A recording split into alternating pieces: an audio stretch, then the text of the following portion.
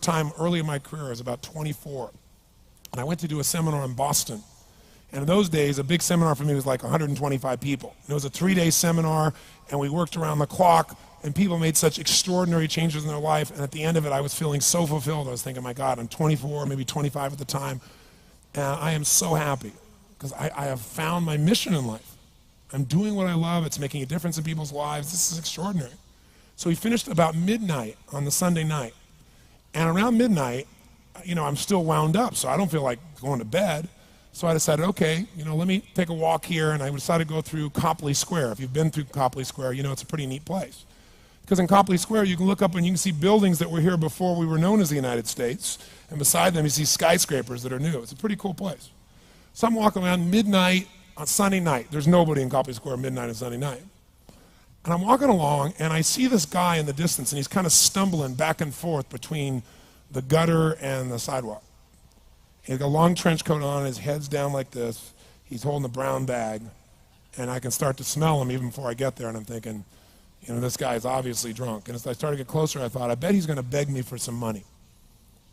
And sure enough, whatever you focus on life tends to happen, doesn't it? So sure enough, he gets real close to me, and I thought all of a sudden he wasn't going to do it, and all of a sudden he popped his head up. It was really weird. He went, "Mister!" He had this really bizarre looking sounding voice. He went, "Mister, could you loan me a quarter?" And I thought, do I want to reward this behavior? And then I thought, I don't want him to suffer. Do you have this dilemma sometimes? Like, I'm not here to judge. So years ago, I finally decided I always just give. Even if the person's pulling a scam, that's for them to deal with. If I have the ability, then I give. And so I thought, but could I teach him something? So I asked him a question back. I said, is that all you want is a quarter? So he goes, yeah, just 1 quarter. 1 quarter changed my whole life. 1 quarter. I said, really? He said, yeah, 1 quarter. So I reached in my pocket, and I pulled out my money clip. And in those days, I was very young, just starting to succeed. And my original mentor was a man named Jim Rohn. I don't know, how many have heard of Jim Rohn? Anybody? Yeah, he's a great guy. And Jim told me, he said, Tony, look, you've come from a poor background. You got a poor psychology. You got to change it. He said, you don't have any money, so pretend you do. He said, start training your brain, condition it. He said, go save all your money, get $300 bills, and put them on the outside of your money clip, even though you only have $5 in between them. So every time you put it out, you'll see that, you'll feel inspired, you'll feel better. He said, and you'll feel better, you'll do better. So I was like, okay. So I did. So I pulled my money clip, and sure enough, I got $300 bills in. I made sure he saw the bills. So I'm tearing through that, right? Looking in between there, see if I can find some change. But I made sure he saw it. Sure enough, he's looking at the $100 bills, checking it out. I find the quarter, I pull it out, take the money, put it in my pocket. I notice he's watching my hand going into the pocket. I took the quarter, and I looked at him, and I said, sir, life will pay any price you ask of it. And I gave him the quarter. And then something really interesting happened. He took the quarter. He looked at the quarter. He looked at me. He looked at my pocket. He looked back at the quarter, looked at me, looked at my pocket, looked at me again, looked at the quarter, looked at my pocket, looked back at me and said, you're weird. And then he shuffled on off like this, right? And I thought to myself, wow, what's the difference between him and me? I mean, I was 24, 25 at the time, doing what I love most, have my mission in life, and he's in his early 60s, drunk on the street begging for quarters. What's the difference? And I thought, well, maybe God's blessed me because I'm such a good person. I thought, oh, and he's such a bad person, that's such bull. And I thought, wow, maybe the answer to that question is what I just told him. Life will pay whatever price you ask of it. But you know what's interesting? You got to ask intelligently. In the Bible it says, ask and you shall what?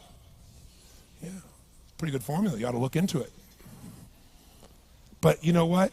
It says ask and you shall receive, but I'm sure it meant ask intelligently. I'm sure that's what God meant.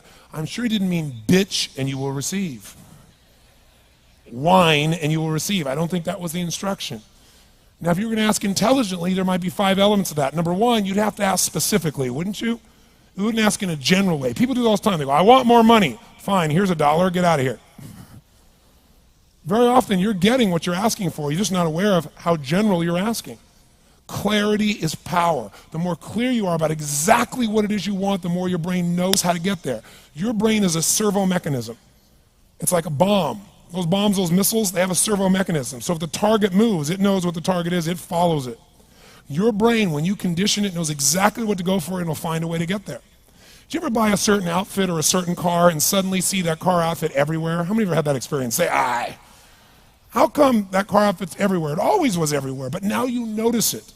And the reason is because there's a part of your brain called the reticular activating system, the RAS. That part of your brain determines what you notice and what you don't notice.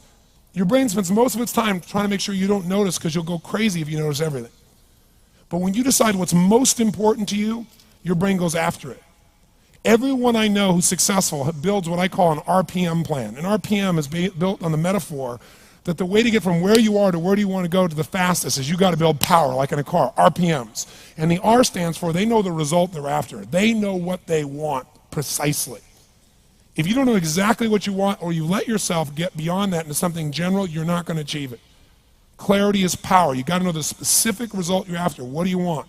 If you can't answer that question right now in your personal life, in your body, in your relationships, in your finances, in your spirituality, then you're not going to be as fulfilled as you want to be. Today we're going to have you answer one of those questions at least. The second part of it, you got to know P, why you're doing it. Because you know what? You may get a big goal. As soon as I want to make $1 billion. I want to bring peace to the earth. Why? Because as soon as you come up with a goal, all the obstacles show up. Unless you've got enough emotional drive to break through that, you're never going to discover what it really takes. So you got to get yourself past that. And the way to get past that is have enough reasons. Reasons come first, answers come second. This man did not know what he wanted, he did not have enough reasons. To ask intelligently, you got to ask specifically. To ask intelligently, you got to know why you want it, have enough drive to make it happen, enough juice to make it happen. If you don't have enough reasons, you will not make it happen. And the M is, what is your massive action plan? What is going to get you to actually fall through? Because the first plan's not going to work and the second plan's going to work, so you better have enough plans that if the first two don't work, you still got something else. Otherwise, you're going to be having excuses why it didn't work. So asking intelligently requires that. So if we're going to be extraordinary in our results, we've got to be in an extraordinary state. We've got to know what we want and we've got to go use it.